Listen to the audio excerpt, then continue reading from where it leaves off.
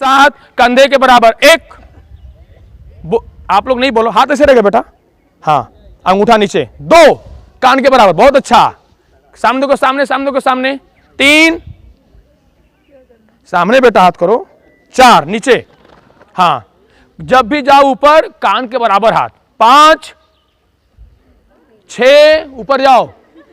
सात, सामने कंधे के बराबर। आठ, नौ, 10, 11, 12, 13, 14, 15, 16। इसका नाम क्या है? सर्वांग सुंदर व्यायाम।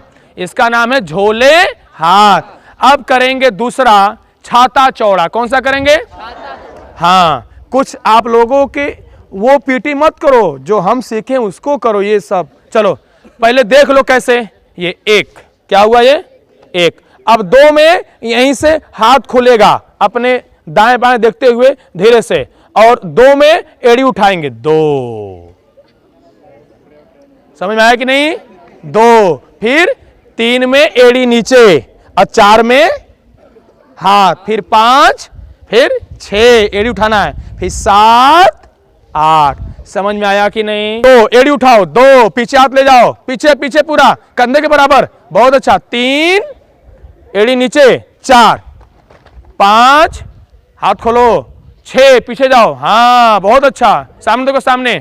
सात, एड़ी नीचे, हाथ, फिर आठ, नौ, 10, 11, 12। चलो अब करेंगे अगली पिटी। समझ में? इसको आप लोग डेली करना, समझ?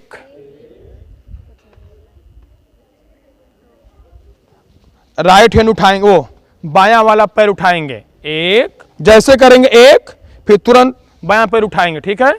चलो, एक, दो, तीन, चार, छोड़ दो, रिलैक्स।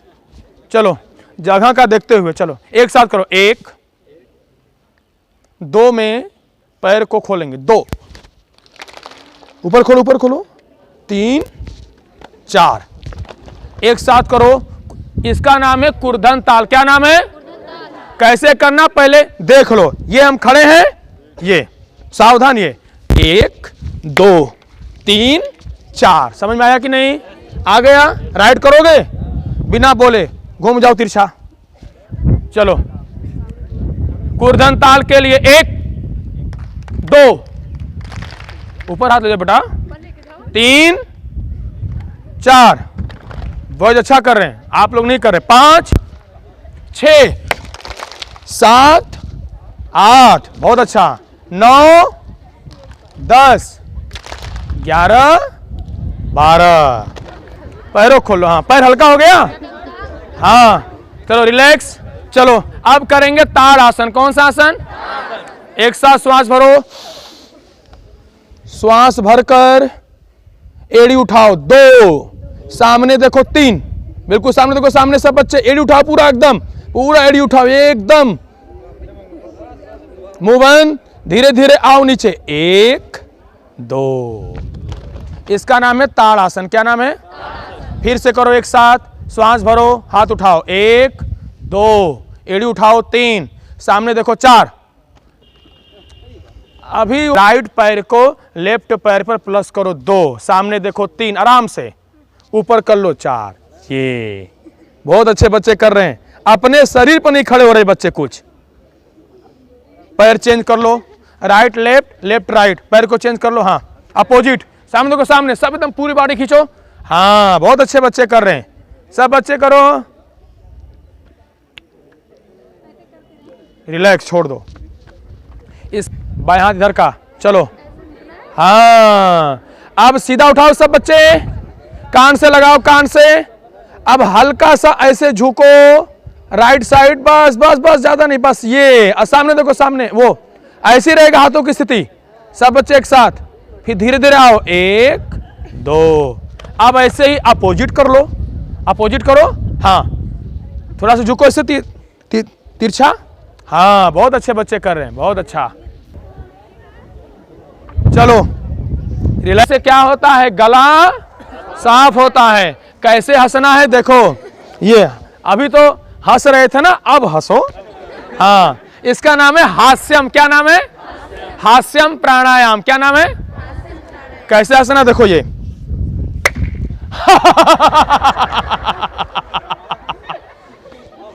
समझ में आया कि नहीं?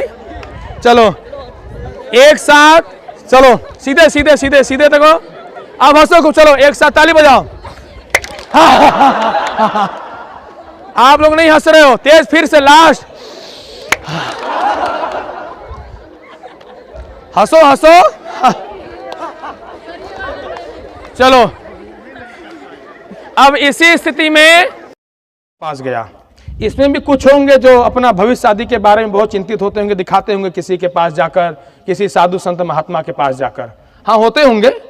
तो एक बार वह जा रहा था, नेपोलियन बोनापार्ट, रास्ते में उसको साधु संत महात्मा दिखे और वह देख करके खड़ा हो गया, उनको नमस्कार किया। उसने कहा कि स्वामी जी, हमारे हाथ में देखिए शिक्षा की रेखा है कि नहीं। तो स्वामी जी ने देख करके क्या कहा, देखे उनके हाथ, कहें दिखाओ। तो कहें कि शिक्षा की रेखा तो है, बनी तो है, लेकिन थोड़ी सी क्या है, रेखा थोड़ी सी क्या है, मिस कर रही। मिस मतलब थोड़ा सा क्या है, सीधी न होकर के क्या है, टेढ़ी है। उसने कहा कि यदि सीधी होती तो मैं क्या बनता। उन्होंने कहा, स्वामी ने उनको, नेपोलियन बोनापार्ट को, कि आप सम्राट बनते। क्या बोले?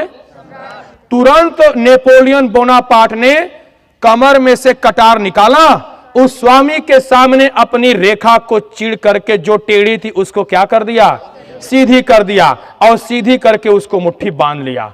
अब स्वामी ने उत्तर दिया कि जो व्यक्ति, जो विद्यार्थी अपनी रेखा खुद सीधी कर सकता है, उसको सम्राट बनने से दुनिया में कोई रोक नहीं सकता।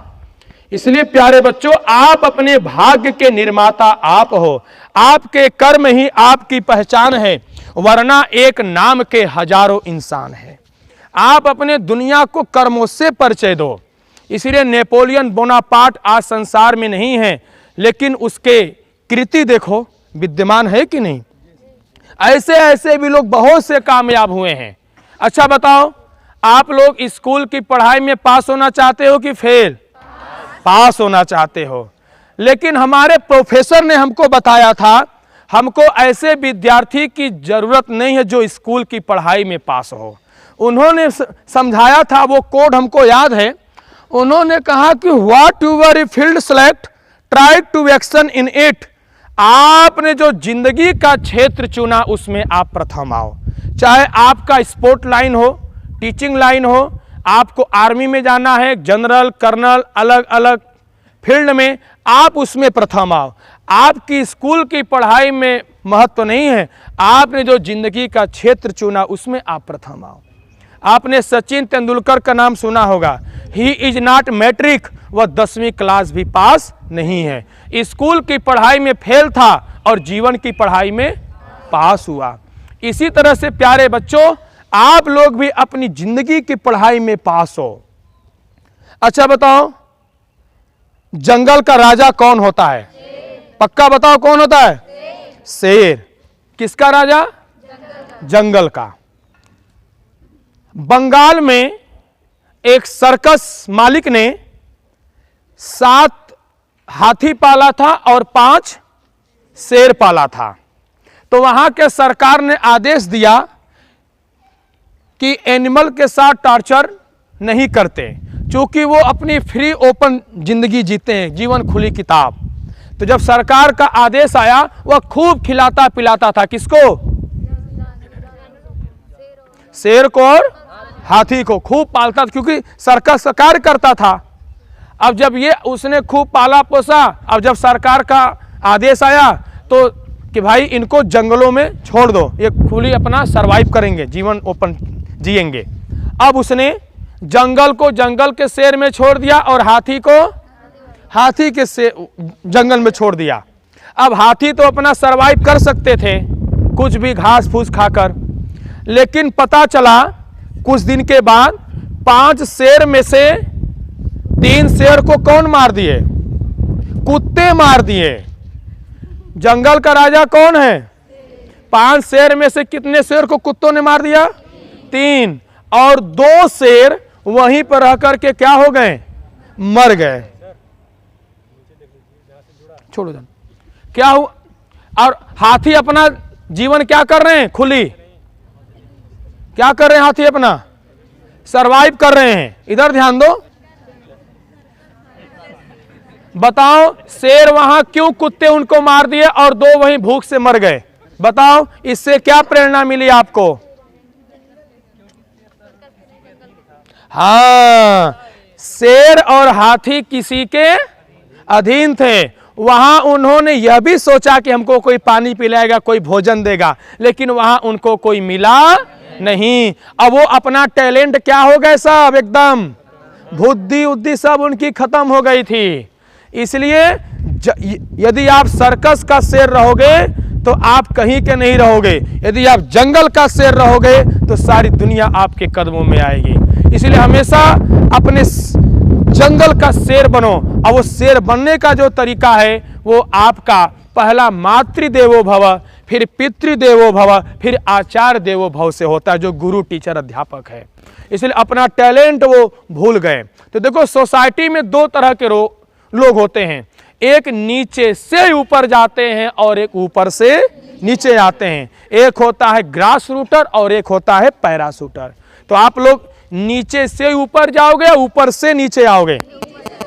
हाँ, सब बच्चे बोलो।